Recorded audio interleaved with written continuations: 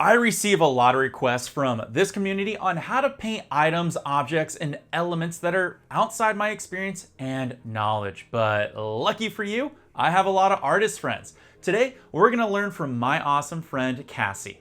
Cassy is a self-taught acrylic artist who specializes in wildlife, pets, and nature. As a full-time artist, she takes pride in the intricate details and emotions that she incorporates into each and every artwork that she produces. So without further ado, Cassy, take it away. Hey everyone, CassyDraws here. I have been creating artwork for over 13 years, and through this time I've had my fair share of struggles creating, especially when it comes to learning a new medium like acrylic. Today I've compiled my best art tips for using acrylic paints that have helped shape my art journey, and I hope you find them helpful in yours as well. Let's go ahead and jump right in. The first tip I'd like to share with you today is a technique we like to call grounding. Now, in simpler terms, grounding is when we add a natural wash of a color like sepia or burnt umber to your canvas before you begin to paint. This wash removes that stark white contrast of a blank canvas, and for me personally, a lot of the pressure. It is easier on the eyes, less stressful, and actually makes those gorgeous acrylic colors pop off the canvas.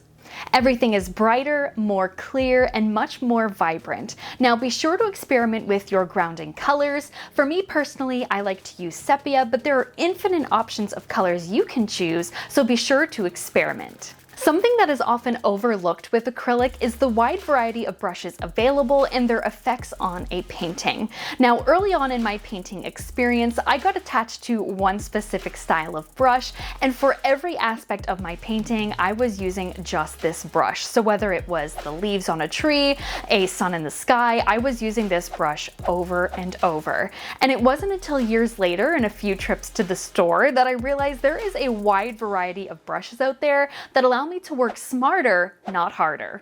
Each of these brushes has their own unique brush stroke. So like a filbert brush with a clump of fur for an animal, a liner brush for long wispy hairs or eyelashes, or even a fan brush for the needles on an evergreen tree. There are endless combinations and possibilities with you, the artist, and your tool, the brush. So be sure to experiment and have a lot of fun with this. Remember to work smarter, not harder, and let the brush do the majority of the work for you. This next tip has definitely shaped the way I create and has also sped up the process of painting, saving me a lot of time and a lot of effort. Starting with your background first before any other details in your painting is incredibly important. We want to remember when using acrylic, we are working from back to front, dark to light. So whether it is a plain solid background color or maybe it is a full landscape and wildlife painting, we want to make sure we get the furthest layers away completed first. Now imagine you've painted this stunning moose. It is fully completed, everything is painted on, and now you have to worry about cutting out this moose in the background. You have to dodge the antlers, you have to move around those long limbs to try to fill in the information behind it. Now, if we would have reversed this process and done the background first and then dropped that moose in, things are going to be a lot easier for us. And not to mention, by painting in that background first, we are going to integrate the subject properly into the painting. Whereas sometimes when you paint the background afterwards, the subject can look a little bit dropped in, a little bit flat. So we're going to remember to work from back to front, dark to light, and this will make sure that our paintings are seamless and integrated together. One of my favorite techniques to use in acrylic is one that I recently discovered, and that is a technique called glazing. Glazing is a technique with acrylic that requires you to water your paints down to a consistency of watercolor.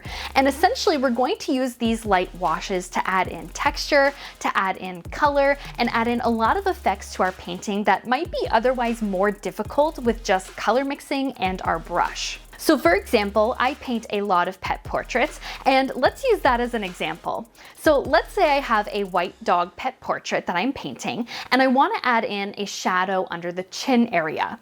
So rather than mixing hundreds of shades of gray to get that shadow just right, what I can do with glazing is take my Mars Black paint and water this down to a translucent wash and go ahead and add that in layers underneath. And this is going to make a more realistic shadow and one one that I can control a lot better than a very opaque paint. So glazing is perfect for adding in your shadows and your middle tone colors, of course, but it's also excellent for adding in some color. So for example, in our white dog pet portrait example, what if there was a little bit of brown around this dog's mouth?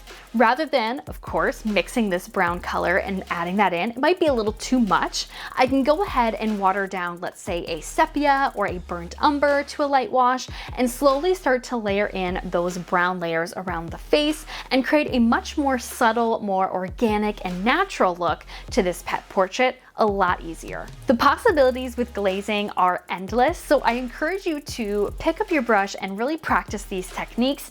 It has saved me a lot of time and effort and really has made painting and color mixing a lot more enjoyable. So let me know what you think. If you do try glazing, let me know, and I hope you find it helpful. It really has changed the way I paint, and I hope you feel the same. Lastly, I would love to cover a tip on brush care, and this tip was actually passed down to me by an old college professor and has actually stuck with me ever since and saved me a ton of money. When cleaning our brushes during and after our painting session, we want to make sure we are cleaning our brushes on the side of our water container. So whether you're using a ceramic bowl, a mug, a cup, you're going to want to swish your brush on the side and make sure that we don't dip down into the bottom of the container.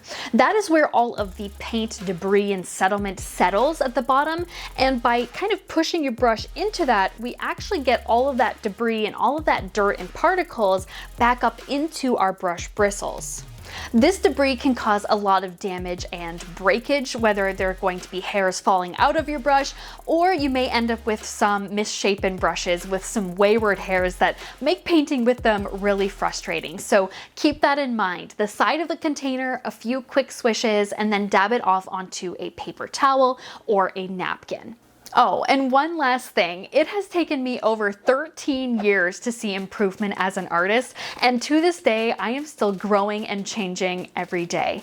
Slow down, enjoy the process, and just have fun. Man, you just gotta love all those awesome tips that she just delivered to us. But Cassie, where can we find you and your art creations? Thanks, Wild. You can find me on my YouTube channel, CassyDraws, or on my website, CassyDraws.com, where I have all of my socials listed, like Instagram and Twitter. I just want to give a quick shout out to Cassie for helping us and the community on this video here, so make sure you give her a follow and leave her a nice comment down below. But I think Cassie should get the final words.